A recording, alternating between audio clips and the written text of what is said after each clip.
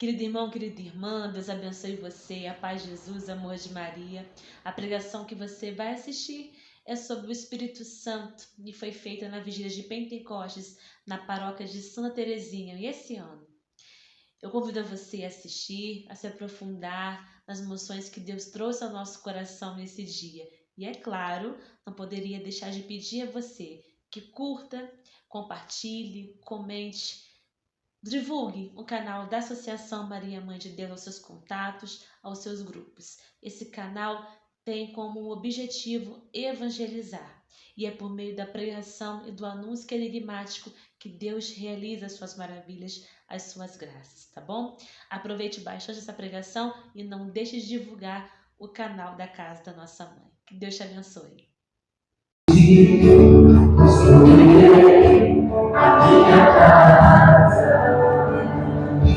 Somente em ti colocarei minha esperança. Somente em ti. Somente em ti construirei a minha casa. Com mais força, somente em ti colocarei minha esperança. Erga teus braços, pois Só em ti minha alma descansa. pois só em ti. Só em ti eu pude respirar. Mais uma vez, pois só em ti. Só em ti minha alma achou descanso. Só em ti eu pude respirar. Só os apaixonados pelo Espírito Santo canta forte. Meu coração. Coração deseja te encontrar, como a terra seca anseia pela chuva. Vem me saciar, pois eu descobri aqui é o meu lugar. Mais uma vez. No meu coração deseja te encontrar, como a terra seca anseia pela chuva. Vem me saciar, pois eu descobri aqui é o meu lugar. Coloca a mão no teu coração nesse momento, amado irmão, amada irmã. Tentar falar, não consigo ter retorno ainda. Coloca a mão no teu coração. Eu quero retomar com você, ainda de pé, eu quero retomar com você a segunda leitura. Dá para ouvir? Amém. Eu quero retomar com você a segunda leitura de hoje. Essa semana no nosso grupo de oração, o Senhor trouxe a lembrança justamente essa palavra. Justamente essa palavra. Porque nós não sabemos muitas vezes como pedir, nem orar como deve ser. A gente muitas vezes nem se conhece. A gente reza de um jeito errado, a gente não sabe nem o que pedir. A gente é limitado pra caramba. É ou não é? A gente é bem limitado. E aí vem São Paulo na carta aos Romanos, vai dizer: vós sabeis não como pedir, não sabeis como pedir, nem orar como convém. Por isso que o Espírito Santo de Deus ora em nós com gemidos inefáveis, com gemidos inexplicáveis, com gemidos inexprimíveis. Por quê? Porque o Espírito Santo de Deus sabe exatamente do que você e eu necessitamos. E é o Espírito Santo de Deus que ora ao Pai pelas nossas necessidades, por aquilo que você precisa, por aquilo que eu preciso. E esses gemidos inefáveis, a gente não precisa saber o que está acontecendo com os gemidos inefáveis. A nossa oração, oração no Espírito, oração em línguas. Saiba apenas disso. O Espírito Santo ora em você. O Espírito Santo intercede ao Pai por você. O Espírito Santo intercede pelas suas necessidades. Enquanto você e eu oramos no Espírito. Entendam isso. Entendam isso. Por isso, a gente deve se reconhecer o quanto a gente necessita da graça, da potência do Espírito Santo de Deus. Mas é necessário você e eu reconhecermos o quanto nós precisamos melhorar na oração, sim ou não? E o Espírito Santo de Deus potencializa isso em nós. O Espírito Santo de Deus começa a trabalhar em nós. Por isso, põe a mão no teu coração mais uma vez e vai dizendo ao Senhor: Jesus, a minha oração é tão imperfeita, eu tenho tanta dificuldade de me colocar, de rezar. Às vezes, Senhor, a minha oração, ela não é profunda, ela não vai até a raiz, eu me sinto na superfície. E é por isso que eu preciso do Teu Espírito Santo, porque o Teu Espírito Santo vai orar em mim, Ele vai interceder por mim, de acordo com aquilo que eu preciso. O Espírito Santo de Deus me ajuda a chamar à existência aquilo que está no coração de Deus. E digo mais, aquilo que Deus tem reservado no mundo espiritual. Aquilo que está no coração do Senhor, do Espírito Santo, reza, intercede, ora em nós. Ora em nós. Mas, Jesus, como nós somos necessitados. E como diz a canção, somos como essa terra seca. E ansiamos pela chuva, pela água viva, pela água pura. E essa fortaleza que procede do Pai e do Filho, esse movimento de amor do Pai e do Filho, que é o Espírito Santo de Deus. Por isso, se você ora no Espírito, você vai fazer o seguinte: na sua mente você vai pensar: vem Espírito Santo, vem Espírito Santo. E na sua boca você começa a orar no Espírito. Se você não ora no Espírito, você vai dizer: vem Espírito Santo. A Beata Helena Guerra, eu gosto muito de uma frase que ela diz: nada falta à alma que clama o Espírito Santo, vem. Repete comigo: nada falta à alma que clama ao Espírito Santo, vem. Então erga teus braços, vai dizendo: vem Espírito Santo, vem Espírito Santo, vem Espírito Santo, vem Espírito Santo, vem Espírito Santo, vem Espírito Santo. Nós te clamamos, Espírito Santo de Deus, nesta hora, que o Senhor possa se fazer presente no meio de nós, que o Senhor manifeste nas nossas vidas, purificando as nossas emoções, os nossos afetos, os nossos sentimentos, alinhando o nosso emocional, alinhando as nossas mentes.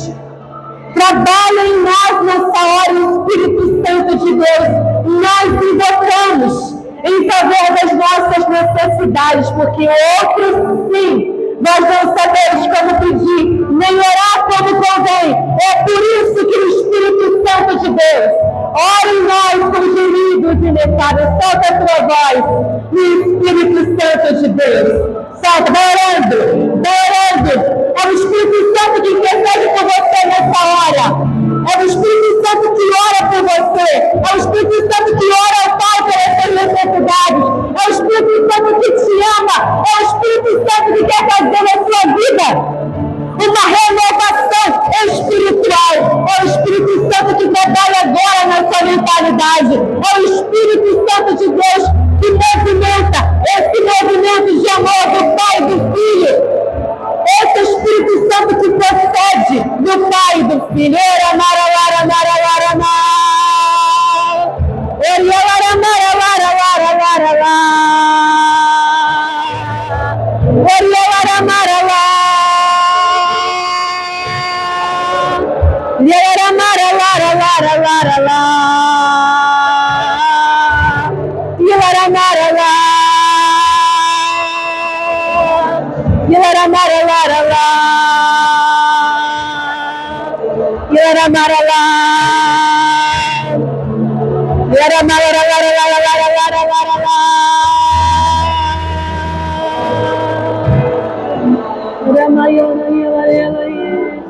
E o meu coração? O meu coração deseja te encontrar, como a terra seca, anseia pela chuva. Vem me saciar, hoje eu descobri, aqui é o meu lugar. Amém. Pelo sinal da Santa Cruz, livrai-nos Deus nosso Senhor dos nossos inimigos, em nome do Pai, e do Filho e do Espírito Santo. Amém. Boa noite, meus irmãos. Falta pouco para Pentecostes, hein? Eu quero sair da igreja hoje meia-noite. É festa do Espírito Santo. E ainda, ano passado a gente estava no cenáculo no andar de cima, a gente desejou, lembra disso, Nádia? A gente desejou feliz Pentecostes. É festa do Espírito Santo, minha gente. É tempo do Espírito Santo de Deus. Você pode sentar, trouxe a Bíblia? Você vem para um encontro na vigília de Pentecostes, não traz a Bíblia, meu povo. Vou me apresentar, né? Me chamo Denise, tenho 38 anos, sou da paróquia de São Roque. Lá participo do grupo de oração Nossa Senhora Rainha, eu tenho que enfatizar o Rainha de Pentecostes, que acontece todas as quartas-feiras às 19h30, juntamente ali com o Éder, meu coordenador, que está ali juntamente com a sua esposa, Rafael. É uma alegria muito grande estar nessa casa, que eu tenho muito como minha casa, porque Terezinha e eu, a gente é bem íntima, graças a Deus, né? E eu não sabia que hoje a gente celebra 99 anos da sua canonização.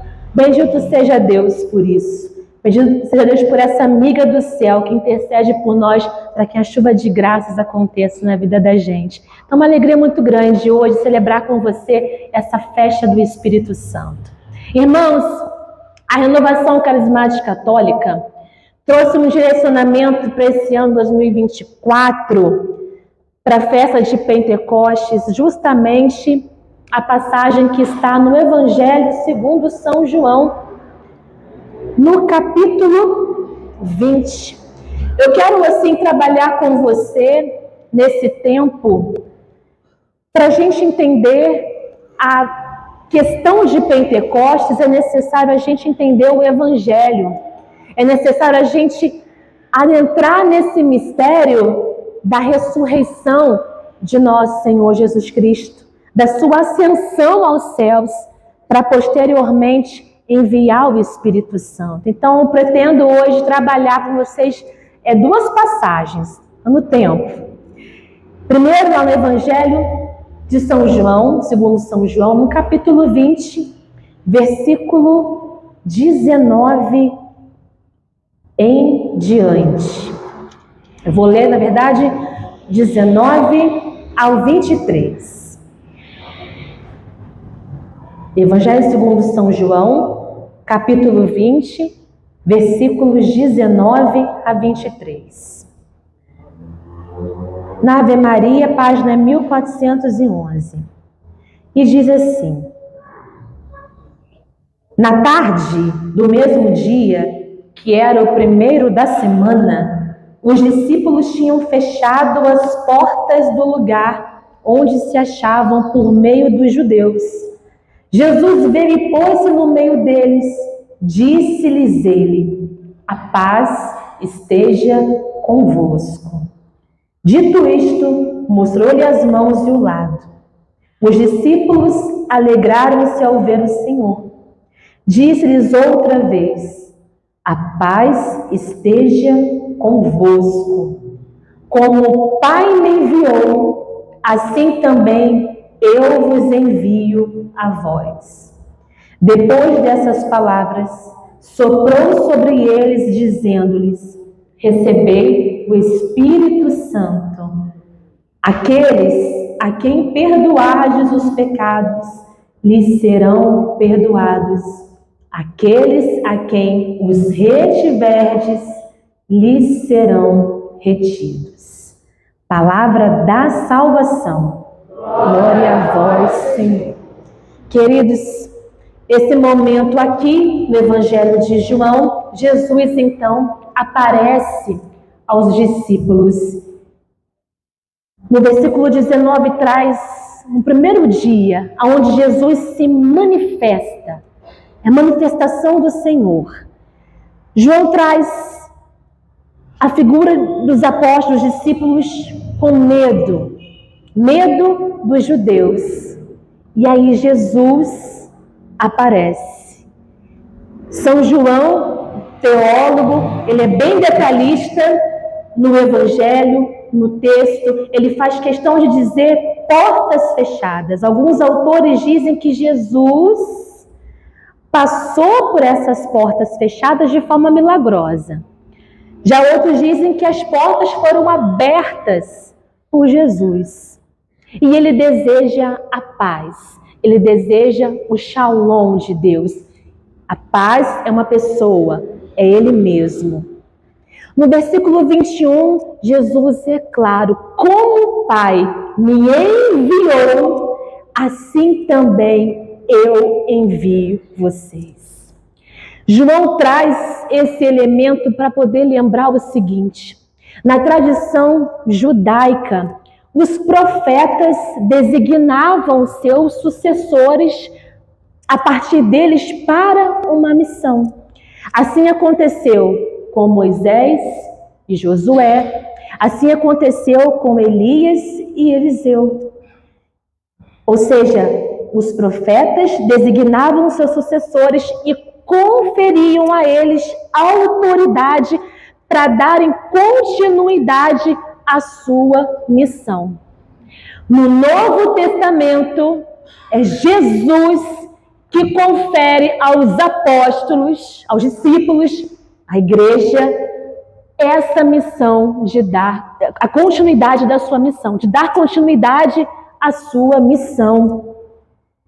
Jesus, como ele mesmo colocou aqui, foi enviado pelo Pai no poder do Espírito Santo. E agora, a partir desse envio, Jesus envia os discípulos também no poder do Espírito Santo. E quando eu falo os discípulos, eu falo a igreja. A igreja recebe esta missão, recebe este envio. A partir do momento que Jesus, pelo poder do Espírito, confere aos discípulos esta missão, há, neste momento, uma relação de intimidade e unidade entre os discípulos e a Trindade. Ou seja, Jesus nos tornou participantes deste envio dado pelo Pai no poder do Espírito.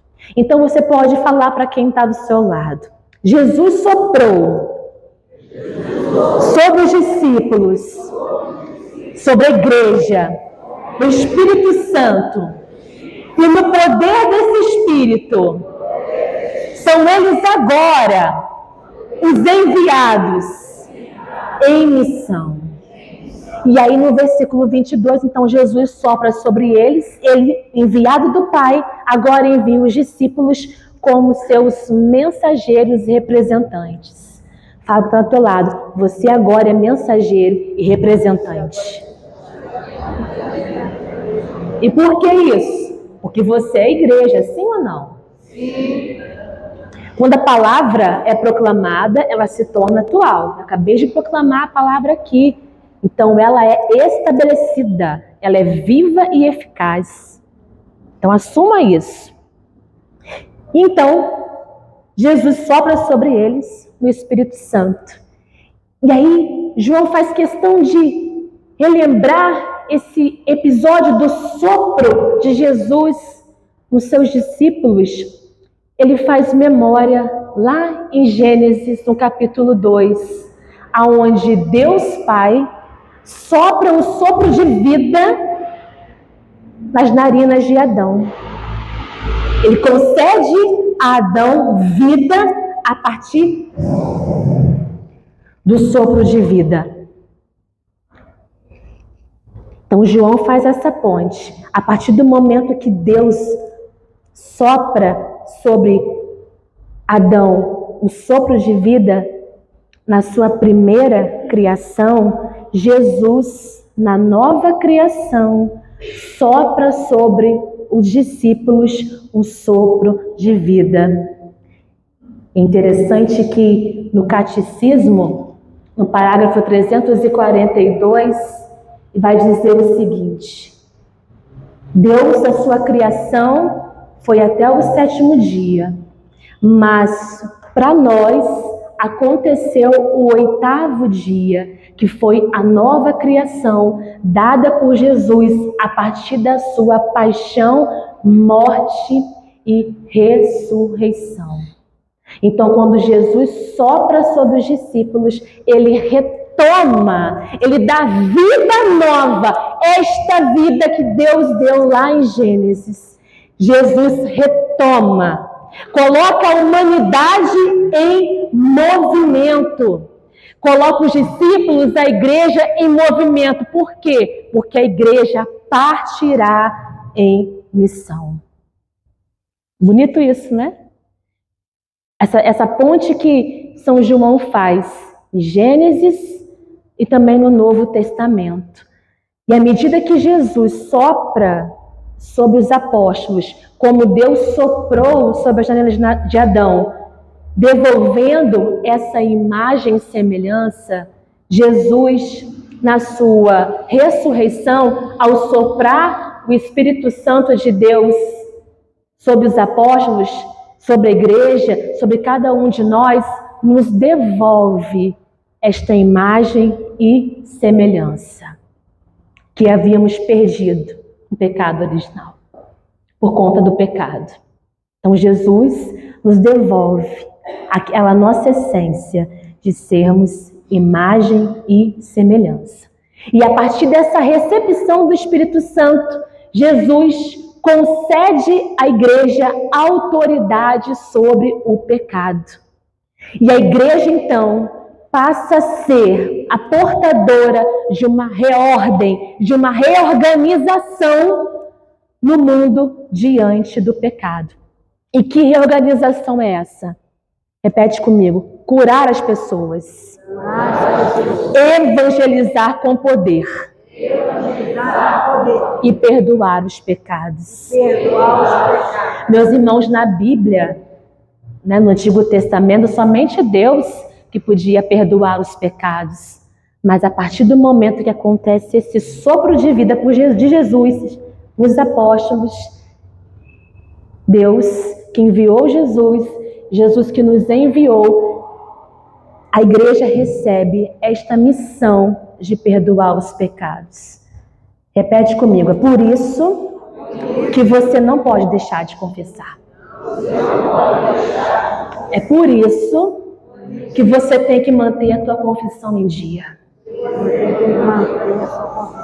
É por isso que você precisa buscar a Eucaristia.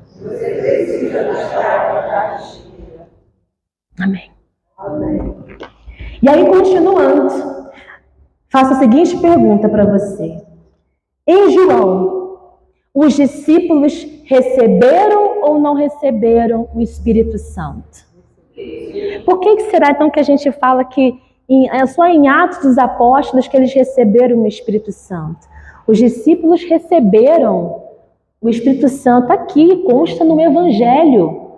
Foi aqui que eles receberam o Espírito Santo. Mas por que então que diante de Jesus os discípulos não partiram para essa missão? Curar as pessoas, evangelizar com poder e perdoar os pecados. Por quê? Porque é o seguinte, meus irmãos, Jesus, na sua ressurreição, e na sua ressurreição, ele sopra sobre os discípulos o seu Espírito, ou seja, ele traz a natureza divina para a intimidade humana. Ele traz a natureza divina para a natureza humana. Então Jesus sopra aquilo que lhe é íntimo, o Espírito Santo, ele traz o céu para os discípulos. Agora não bastava apenas isso. Jesus diz aos discípulos que, olha, é preciso que eu vá, porque se eu não for, o Paráclito não vai vir para vocês. O que Jesus estava querendo dizer? Eu preciso ir para o céu, porque a partir da ascensão, nós fazemos parte do seu corpo. Veja bem, Jesus é o Verbo de Deus. Ele se encarnou no Espírito Santo no seio da Virgem Maria. Ele assumiu a nossa carne, amém? Padeceu, foi crucificado, morreu, ressuscitou um corpo glorioso. O corpo glorioso é o corpo místico da igreja, ou seja, nós estamos no seu corpo. E esse corpo precisou ascender aos céus. Então Jesus, na sua ascensão aos céus, ele leva você e eu para lá. Jesus, na sua ascensão, quando ele sobe para o Pai, para o Espírito Santo, e novamente forma esta comunidade de amor no céu, ele eleva você e eu também. A partir da ascensão de nosso Senhor Jesus Cristo, nós voltamos a fazer parte do seio da Trindade.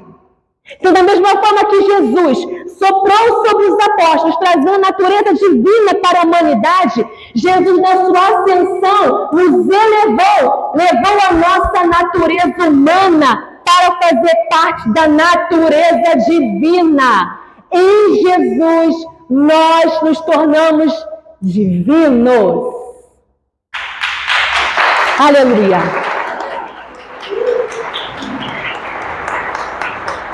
Isso foi para mim, mas para o Espírito Santo pode ser mais forte, né?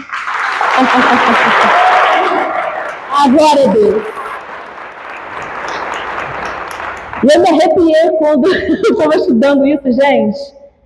Jesus, na sua ascensão, ele conquistou isso para nós. Se Jesus é verdadeiro Deus e verdadeiro homem, na sua ascensão, nós passamos a fazer parte dessa comunhão de amor do Pai e do Espírito Santo em Jesus, porque Jesus conquistou isso para a gente. Então era por isso que precisava esse movimento, entendem?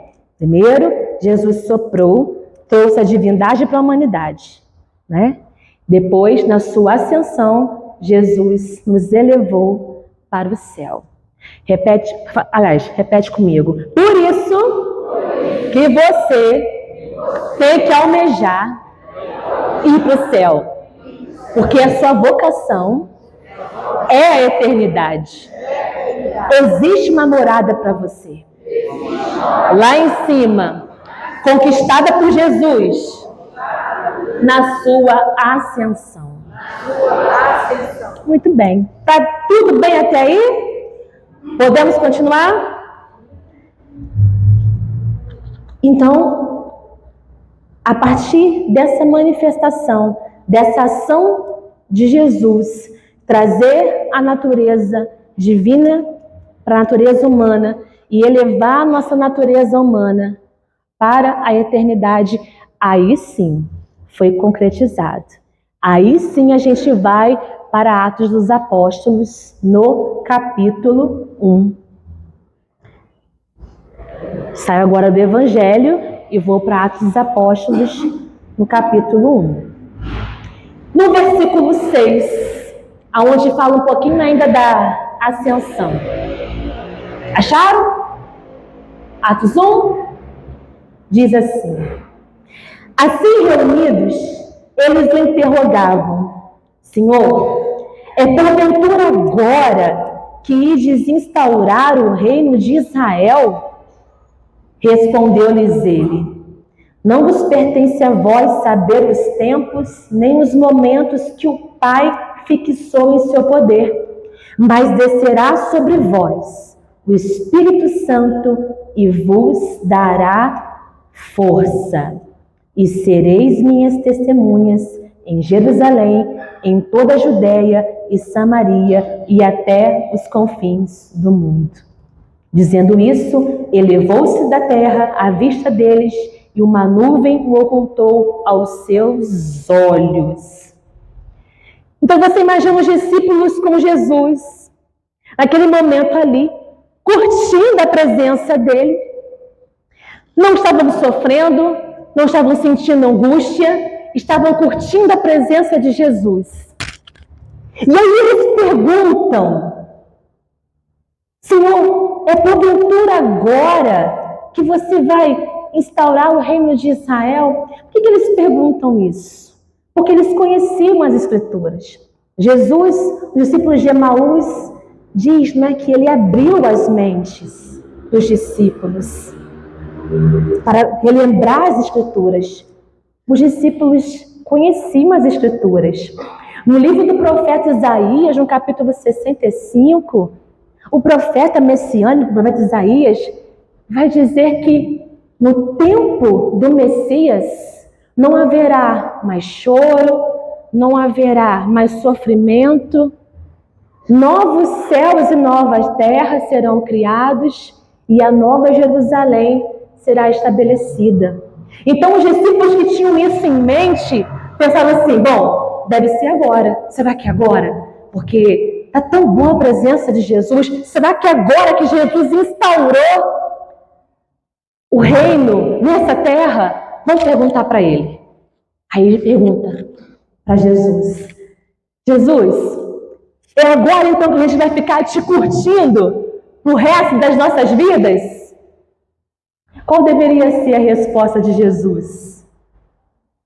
Não. E por quê?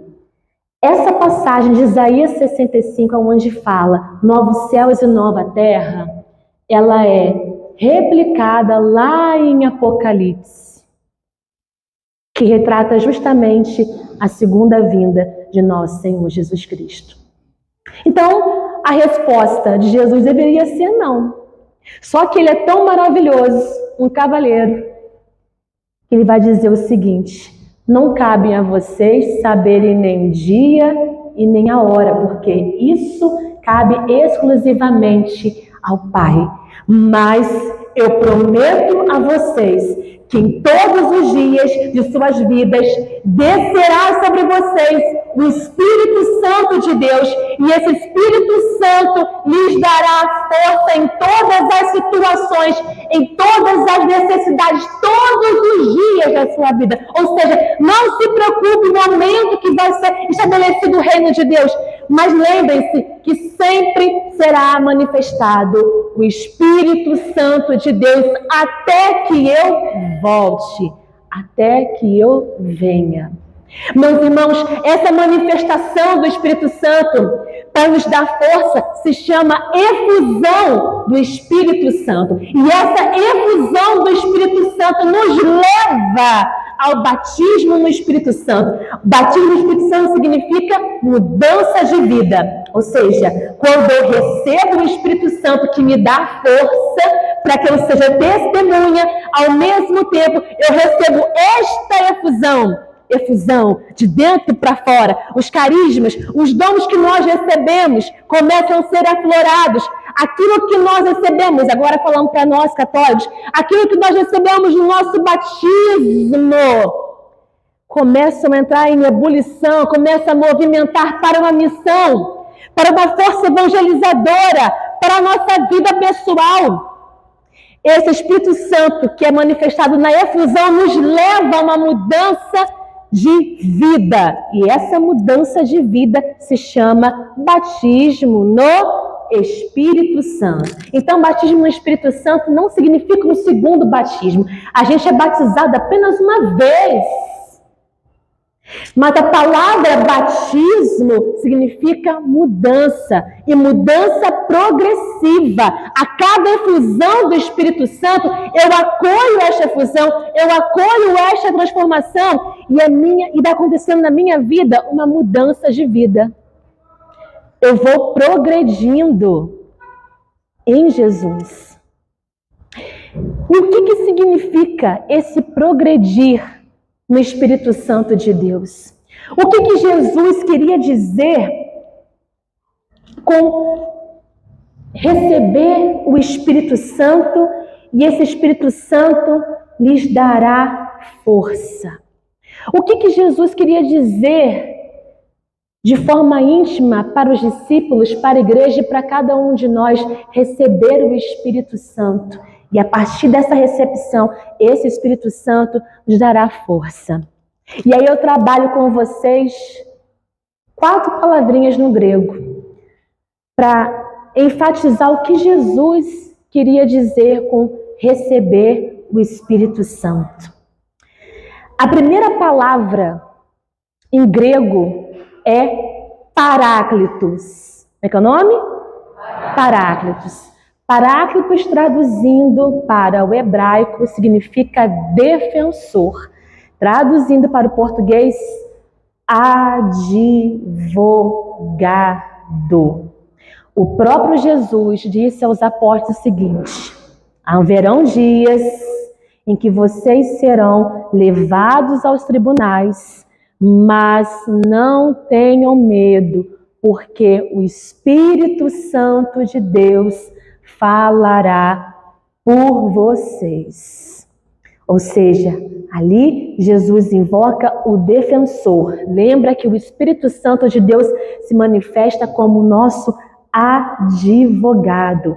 Quem recebe o poder do Espírito, a efusão do Espírito, recebe o advogado que passa a habitar 24 horas por dia. E é ele que assume todas as nossas causas. Sendo que ele é um advogado que não perdeu uma causa. Fala para quem está ao seu lado. O Espírito Santo que mora em você é um advogado que habita aí, que assume as suas causas. E ele te garante que não perderá nenhuma.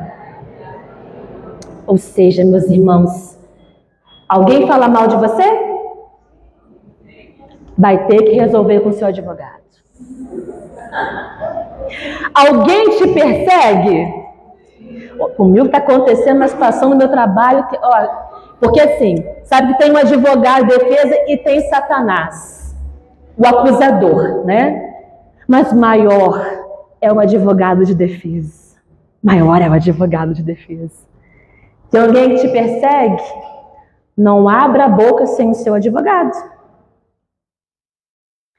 Alguém começou a espalhar inverdade sobre você? Nada a declarar, só fale em juízo diante do meu advogado. É porque se você abrir a boca, não fala você, também incluo, se você abrirmos a boca, se não estarmos conduzidos pelo advogado, falaremos besteira, sim ou não? Sim. Não vamos proceder da forma correta, não é verdade? Então é necessário a gente silenciar para que o Espírito Santo, o advogado, assuma. Você já deve ter visto já no tribunal. O réu fala alguma coisa, gente? Não. Quem fala o quê? O advogado. Porque ele tem o conhecimento, ele detém toda a lei. O réu fica ali. O advogado, o Espírito Santo, 24 horas na sua vida, agindo de forma poderosa, ele assume as suas causas. Então, se você está vivendo, já viveu, se não viveu, viverá.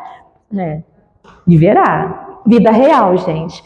Quando a gente decide a ser católico, ser cristãos católicos, a nossa cabeça já fica prêmio. Já fica prêmio. Nós ficamos na mira de Satanás, o acusador. Mas maior é o nosso advogado de defesa. Então, se você passa por uma situação, lembra do seu advogado. Só abra a boca diante do meu advogado. Se alguém falar mal de você, vai ter que resolver com o seu advogado. Enquanto isso, ali você sofre, você reza, você pede ao Senhor a ordem, porque as tribulações acontecem também para nos ordenar, para nos ensinar. Deus trabalha em nós diante das perseguições. Deus trabalha em nós diante das perseguições, porque Ele quer reordenar a nossa vida. É um momento de visita de Deus. Então, fala quem está do teu lado. Deixa o advogado falar. Você fica quieto. Amém. A segunda palavra no grego é pneuma. Repete comigo. Pneuma. Que traduzida para o hebraico se chama sopro. Ruá. Ruá. Eu não sei, de repente os rapazes aqui podem falar até melhor do que eu, mas existem máquinas e ferramentas trabalhadas de forma pneumática, máquinas pneumáticas, né? Eu vou dar um exemplo do que é essa ação de pneuma. Vou dar um exemplo. Numa indústria automobilística, né, de carro, onde é feito, por exemplo, todo um projeto daquele carro. E aí, cada etapa desse projeto começa então a execução. Essa máquina pneumática é conduzida pelo sopro. Para a construção desse carro, ele vai passando por várias etapas. Etapas diferentes, etapas de avanço. Só que é o mesmo sopro. Até o momento que aquele carro fica pronto e aquela máquina, então, conduzida por aquele sopro, termina. Ou seja, várias etapas, mas o sopro é o mesmo. O mesmo sopro foi conduzindo aquele carro nas diferentes etapas. Fazendo uma comparação para a nossa vida. Deus olhou para você, o Espírito Santo olhou para você, diamante bruto que precisava ser lapidado. Pegou você, trouxe para o grupo de oração, trouxe para a vigília de Pentecostes. Olha o sopro. Aí você começa a participar da vigília de Pentecostes. A partir da vigília, começa a querer participar do grupo de oração. Do grupo de oração, Santa Missa. Vida em comunidade. Começa a confessar, Eucaristia. Vai progredindo. E as etapas são diferentes, mas são etapas de avanço. Aí vem retiro, Kairós, grupo de oração, Santa Missa, confissão, confissão, confissão, confissão, Eucaristia, Santa Missa, Santo Terço, adoração ao Santíssimo Sacramento. Mesmo sopro, etapas diferentes, vai progredindo, mas é o mesmo sopro. Eucaristia, adoração, Santo Terço, Rosário, Quaresma de São Miguel. E você vai sendo trabalhado por aquele mesmo sopro, aquela ação pneumática. Até o momento de você estar pronto. Em Filipenses, no capítulo 3, São Paulo diz: o mesmo Deus que começou, concluirá a obra que começou. O Catecismo da Igreja Católica, número 302, vai dizer: enquanto caminhamos rumo à perfeição, Deus vai nos atribuindo de tudo o que precisamos. Então, meus irmãos, é o único sopro, e esse sopro vai desencadeando vários processos na sua vida, várias etapas, e você vai sendo moldado, modelado pelo sopro, pela ação pneumática, pela ação do Espírito Santo, rumo a esta perfeição. Repete comigo: o sopro é o mesmo, mas as ações são progressivas. E você vai avançando a cada etapa. Isto se chama pneuma. Pergunta a você: tem acontecido isso na sua vida, ação pneumática? Papa São João Paulo II fala que todas essas ações, Eucaristia, Rosário, oração Santíssimo, oração pessoal, meditação da palavra, São João Paulo II chama isso de pedagogia da santidade, porque essa é a ação primordial do Espírito Santo dentro da vida da gente, nos santificar. Então ele trabalha nessa ação pneumática, vai nos conduzindo em processos. Amém? Tá claro isso? Então, primeira ação, como é que é o nome? Paráclitos. E a segunda ação? Pneuma. Muito bem. E a terceira ação é parresia. Parresia. A parresia é uma força que vem do alto e você não sabe de onde vem e nem para onde vai. Lá em Atos 2, diz São Lucas, estavam todos reunidos no mesmo lugar. De repente, veio do céu um ruído como um vento forte que encheu toda a casa. Não souberam de onde vinha nem para onde ia. Essa ação se chama parresia. Trago outro exemplo na Bíblia para você. Essa ação da parresia, desse vento que vem e para onde vai, não sabia de onde vem, de onde vai. Essa ação de parresia libertou Pedro na prisão, sem arrebentar uma cela, gente. Libertou São Pedro. Consta lá, a igreja rezava incessantemente por São Pedro. De repente, aconteceu a manifestação. Esse vento libertou Pedro e ele foi saindo pelas grades. Estava tudo fechado. A grade, e ele passou pela grade. O Espírito Santo não arrebentou uma cela. Libertou Pedro. Outro exemplo, Paulo e Silas presos. Meia-noite, os dois lá, resolveram fazer um grupo de oração. Presos, nus, começaram a louvar a Deus com cânticos espirituais. Espírito, Espírito. Começaram a louvar, cantar. Glorificavam a Deus presos. E a Bíblia diz que houve um terremoto que tomou conta daquele cárcere. E todas as algemas daqueles 70 presos foram arrebentadas. Paulo e Silas oraram tanto que o Espírito Santo veio e arrebentou com a prisão. Essa ação se chama parresia. Outro exemplo, Pedro, Tiago e João vão ao templo para rezar. Chegando lá, encontra o mendigo e diz: ô Pedrão, dá uma moedinha aí. Pedrão para, olha para o mendigo, fecha os olhos.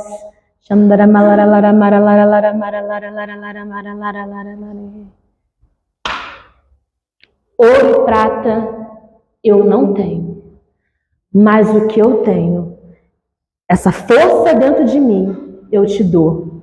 Em nome de Jesus, o Nazareno, levanta-te e anda.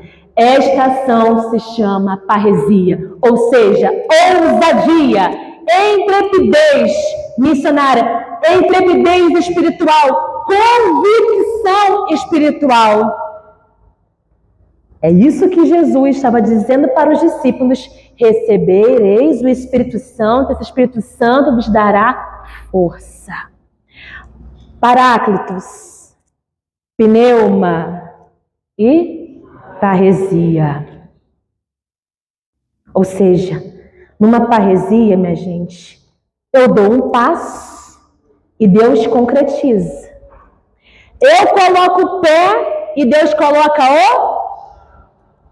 É ousadia, intrepidez, convicção espiritual.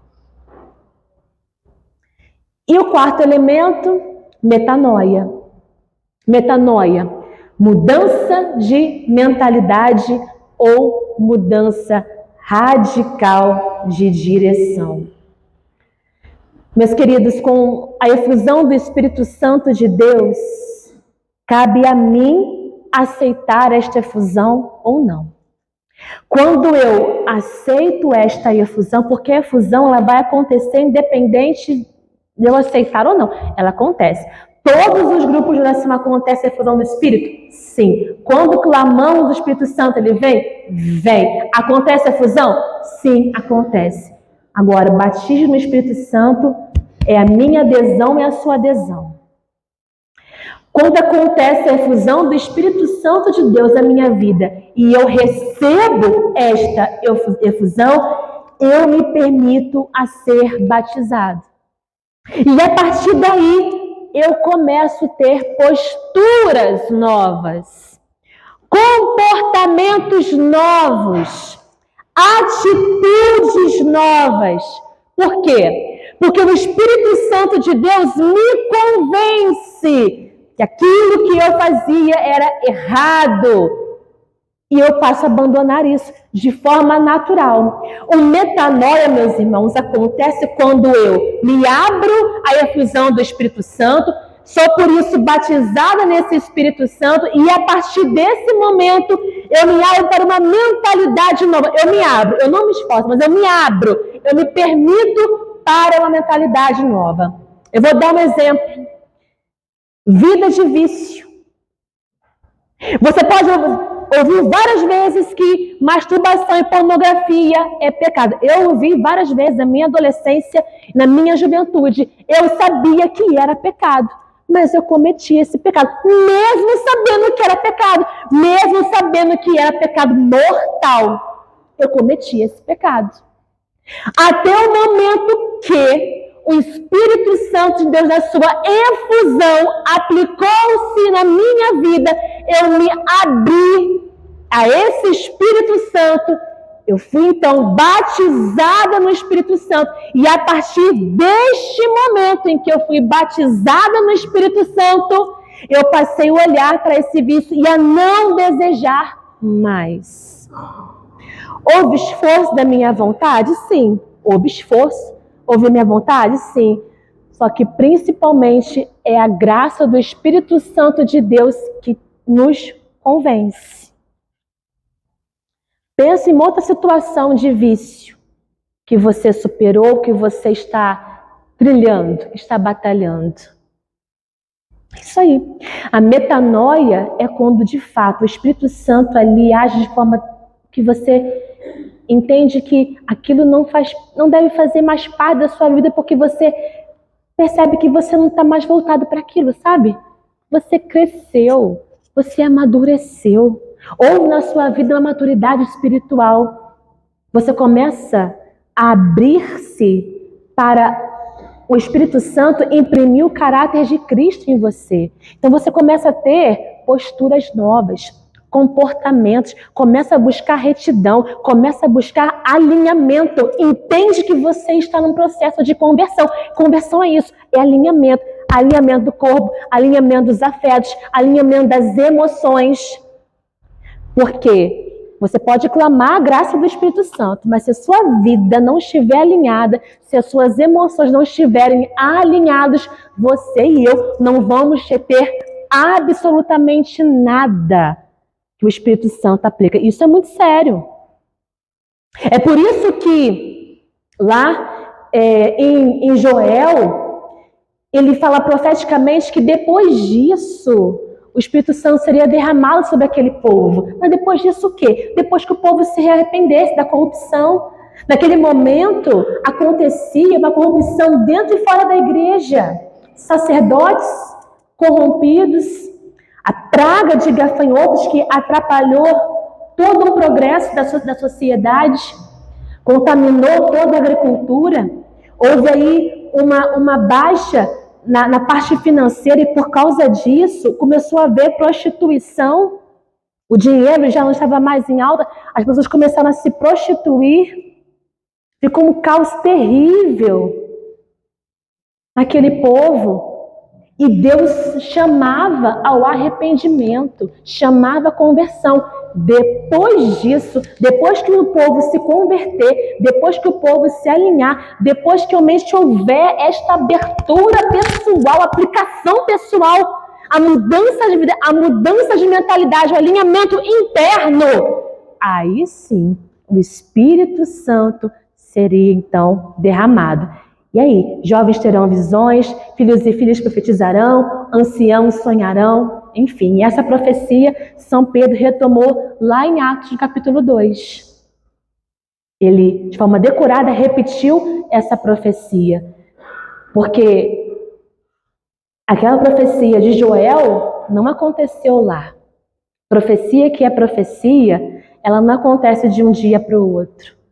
Quando Deus lança uma profecia sobre essa terra, para você receber essa profecia, você tem que passar pela prova e pelo tempo. Pela prova e pelo tempo. Então, naquele momento lá de Joel no Antigo Testamento, quando Deus disse que derramaria o seu Espírito Santo, não aconteceu naquele momento. Tanto é que Pedro, lá em Atos dos Apóstolos, retoma essa profecia de Joel. Só que ele vai dizer o seguinte: o Espírito Santo ainda será derramado sobre todos. Todos. E quando Pedro fala isso, ele está no meio do cenáculo com aproximadamente 120 pessoas. Ele disse que o Espírito Santo será derramado sobre todos, mas lá tinham apenas 120 pessoas. Ou seja, Pedro, a igreja, a partir da profecia de Joel, profetizava que haveria o segundo Pentecostes. E esse segundo Pentecostes é para todos, não é para aqueles 120. Tanto é que ele cita mulheres, crianças, jovens, para todos nós. Para todos nós. Chegará este momento, amado irmão, amada irmã, e a nossa geração verá isso. Verá a manifestação poderosa do Espírito Santo de Deus. Haverá esse segundo avivamento até a vinda de nosso Senhor Jesus Cristo. E por quê? Porque o Catecismo da Igreja Católica 774 vai dizer que é missão do Espírito Santo preparar a igreja para a segunda vinda de nosso Senhor Jesus Cristo. É missão do Espírito Santo de Deus nos preparar para a segunda vinda. É missão do Espírito Santo. E a missão do Espírito Santo é nos lembrar que, quando ele é manifestado, nos é garantido o advogado de defesa. Nos é garantido, mas o quê? O pneuma. Nos é garantido o metanoia. E nos é garantido a parresia. A parresia. Não nos falta nada. Não nos falta nada. Fala para o teu lado. Não te falta nada. O Espírito Santo de Deus deseja preparar a igreja para a segunda vinda de nosso Senhor Jesus Cristo. E a igreja sou eu e você. Portanto, o Espírito Santo quer preparar você, quer trabalhar em você, quer te conduzir até a segunda vinda de nosso Senhor Jesus Cristo. E eu te pergunto agora, você está pronto?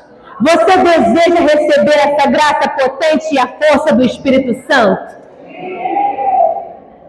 Porque esse avivamento pode ser hoje, hein? Pode ser hoje. A palavra de Deus garante: pedir, receberei, buscar, acharei. Mateus 7,7. Pedir, receberei, buscar, acharei, bater, a porta se abrirá. Porque todo aquele que pede, levanta. Porque todo aquele que pede, recebe. Aquele que procura, encontra.